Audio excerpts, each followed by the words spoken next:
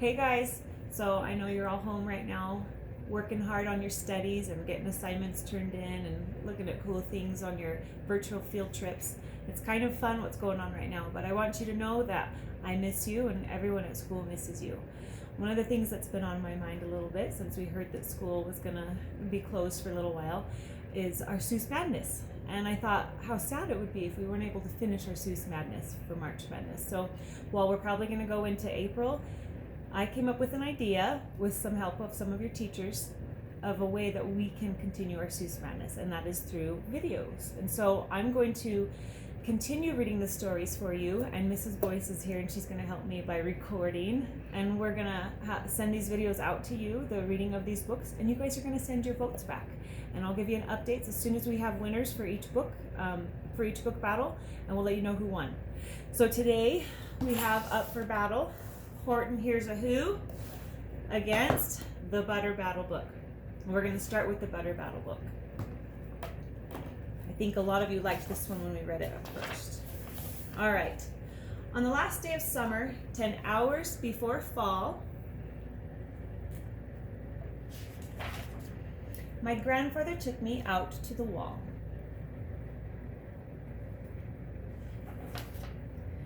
For a while he stood silent, then he finally said with a very sad shake of his very old head, "As you know, on this side of the wall are Yooks. On the far side of this wall live the Zooks." Then my grandfather said, "It's high time that you knew of the terribly horrible thing that Zooks do. In every Zook house and in every Zook town, every Zook eats his bread with the butter side down." Yikes. "But we Yooks, as you know, when we breakfast or sup, spread our bread," said Grandpa, "with the butter side up. That's the right honest way," Grandpa gritted his teeth, "so you can't trust a Zook who spreads his bread underneath. Every Zook must be watched. He has kinks in his soul. That's why as a youth I made watching my goal, watching Zooks for the Zook watching border patrol." In those days, of course, the wall wasn't so high, and I could look any Zook square in the eye. If he dared to come close, I could give him a twitch with my tufted, prickly berry snitch.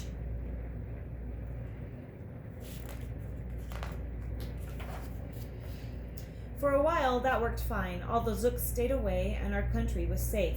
Then one terrible day, a very rude Zook by the name of Van Itch snuck up and slingshotted my snickberry switch. So rude. With my broken off switch, with my head hung in shame, to the chief Yuckaroo in great sorrow I came. But our leader just smiled. He said, "You're not to blame, and those Zooks will be sorry they started this game. We'll dress you up right in a fancier suit. We'll give you a fancier slingshot to shoot." And he ordered the boys in the back room to figure out how to build me some sort of triple sling jigger.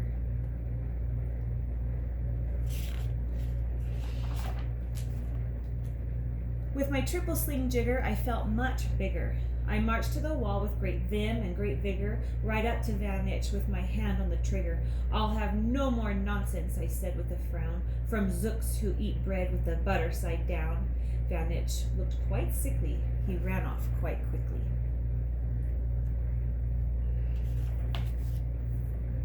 I'm unhappy to say he came back the next day in a spiffy new suit with a big new machine, and he snarled as he said, looking frightfully mean, "You may fling those hard rocks with your triple sling jigger, but I also now have my hand on a trigger. My wonderful weapon, the jigger rock snatch 'em, will fling 'em right back just as quick as we catch 'em. We'll have no more nonsense. We'll take no more gup from you Yooks who eat bread with the butter side up."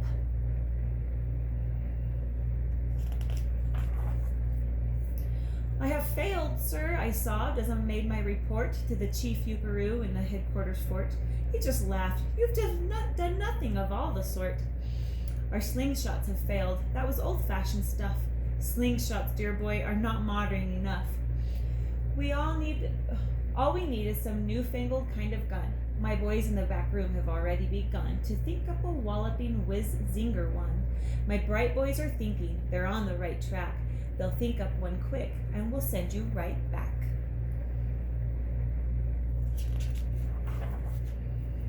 They thought up a great one. They certainly did.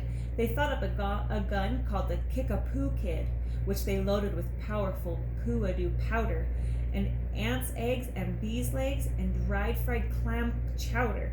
And they carefully trained a real smart dog named Daniel to serve as our country's first gun-toting spaniel. Then Daniel, the Kickapoo Spaniel, and I marched back to the wall with our heads held up high, while everyone cheered and their cheers filled the sky. Fight, fight for the butter side up, do or die.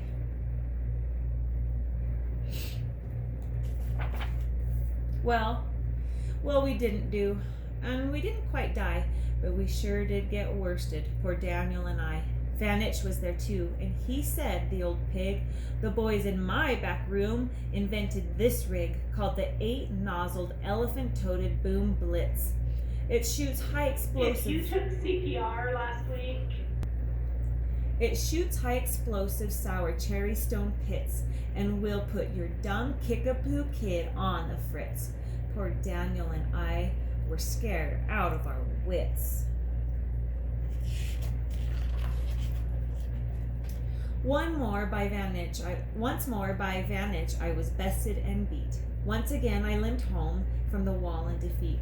I dragged and I sagged, and my spirits were low as I thought they could go, when I heard a boom-bah and a diddle-dee-dill, and our butter band marched right up over the hill. The chief Yuckaroo had sent them to meet me, along with the right side up song girls to greet me. They sang, "Oh, be faithful, believe in thy butter," and they lifted my spirits right out of the gutter. "My boy," smiled the chief Yuckaroo, "we've just voted and made you a general. You've been promoted. Your pretty new uniform's ready. Get in. The big war's coming. You're going to begin it. And what's more, this time we're certain you'll win it. My boys in the back have finally found how. Just wait till you see what they've puttered up now. In their great new machine, you'll fly over the wall and clobber those buttered down gooks, one and all."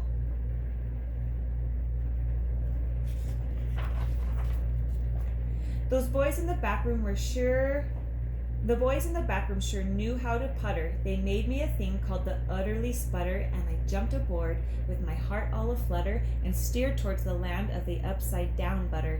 This machine was so modern, so frightfully new, no one knew exactly just what it would do. But it had several faucets and sprinkled blue goo, which somehow would sprinkle the zooks as they flew and gum up the upside down butter they chew.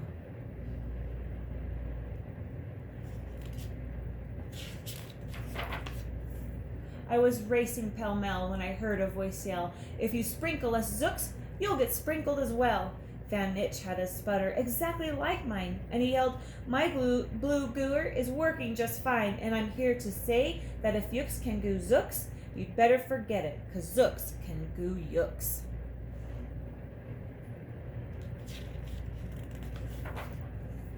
I flew right back home, and as you have guessed, I was downright despondent, disturbed, and depressed. And I saw, just as soon as I stepped back on land, so were all the girls of the Butter Up Band. The chief drum, Margaret, Ms. Yonkie, and Sue said, "That was a pretty sour flight that you flew, and the chief Yuckaroo has been looking for you."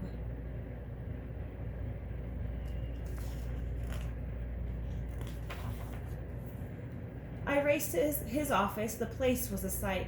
"Have no fears," said the chief. "Everything's all right. My backroom boys have been brighter than bright. They've thought up a gadget that's newer than new. It's filled with mysterious moo-laka-moo and can blow all those zooks clear to Salamagoo. They've invented the Bitsy Big Boy Boomeroo. And it's tiny. You just run up to the wall like a nice little man. Drop this ball on those zooks just as fast as you can. I have ordered all yooks to stay safe underground while the Bitsy Big Boy Boomeroo is around."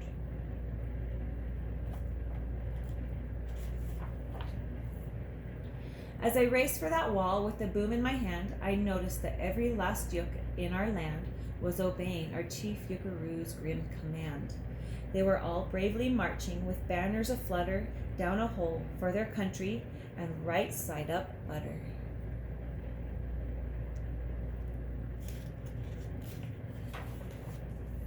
That's when Grandfather found me. He grabbed me, he said, "You should be down that hole, and you're up here instead. But perhaps this is all for the better somehow. You will see me make history, right here and right now."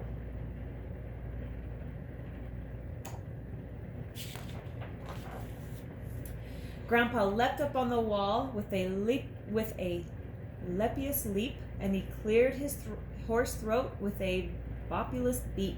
He screamed, "Here's the end of that terrible town, full of zooks who eat bread with the butter side down." And at that very instant we heard a clup clup of feet on the wall, and old Van Itch clumped up. The boys in his back room had made him one too. In his fist was another big boy boomeroo. "I'll blow you," he yelled, "into pork and wee beans. I'll butter side up you to small smithereens." "Grandpa," I shouted, "oh, be careful. Oh, gee, who's going to drop it? Will you or will he?" "Be patient," said Grandpa. "We'll see. We'll see." The end.